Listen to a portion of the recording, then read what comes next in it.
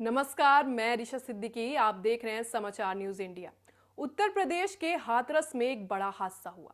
बता दें कि हाथरस के फुलराई गांव में भोले बाबा का प्रवचन कार्यक्रम चल रहा था, जिसके चलते लाखों भक्तजन मौजूद थे।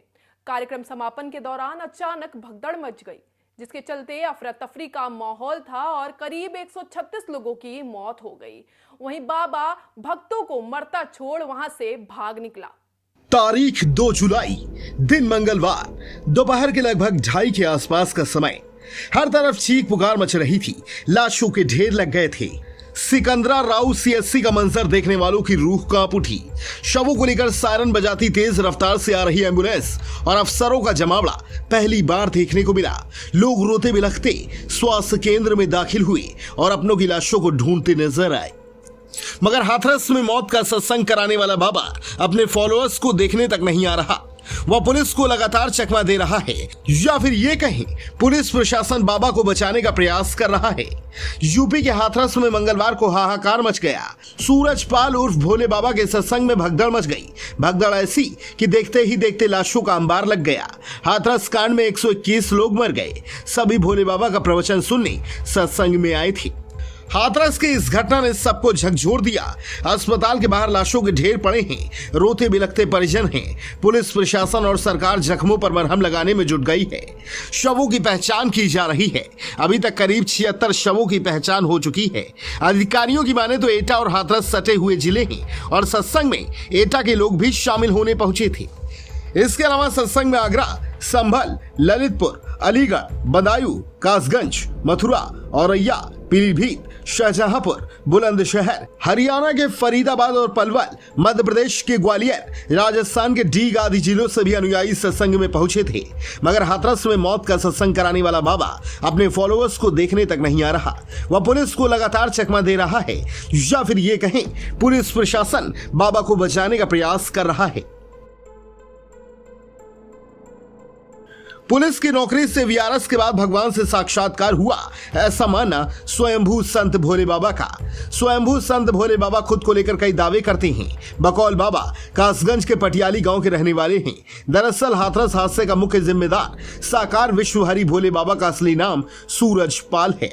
लगभग 28 वर्ष पहले सूरजपाल उर्फ भोले बाबा इटावा में ही एलआईयू में तैनात रह चुका है। सूत्रों के मुताबिक नौकरी के दौरान बलात्कार का मुकदमा लिखे जाने के बाद हेड कांस्टेबल सूरजपाल पुलिस विभाग से बर्खास्त किया गया था।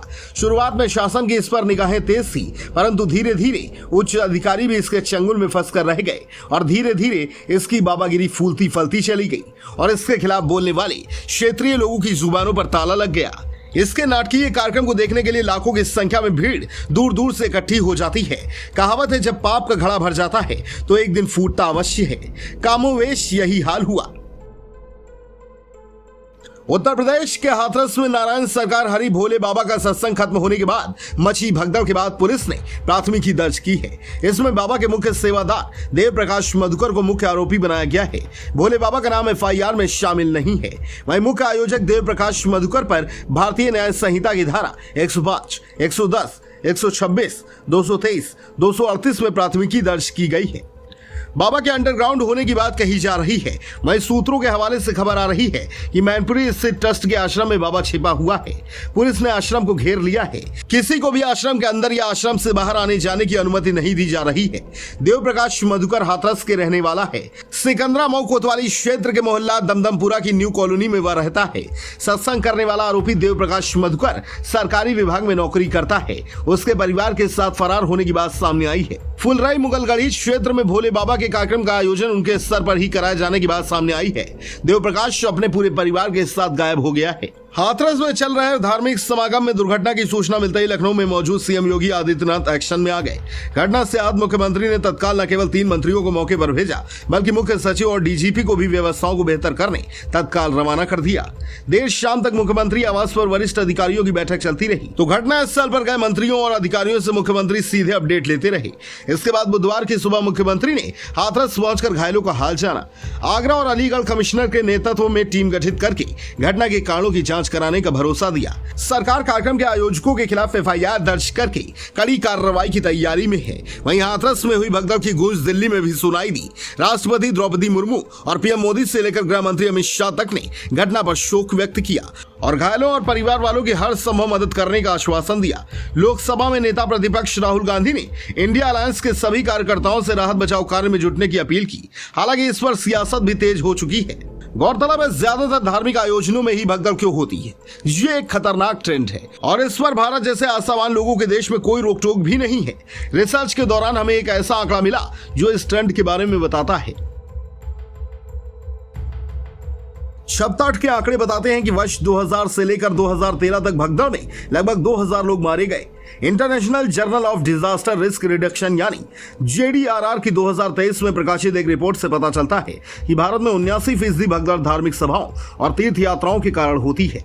भारत और विकासशील देशों में भीड़भाड़ से जुड़ी अधिकांश दुर्घटनाएं धार्मिक स्थलों पर होती हैं। बहरहाल हाथरस की घटना दुखद और हृदय विदारक है।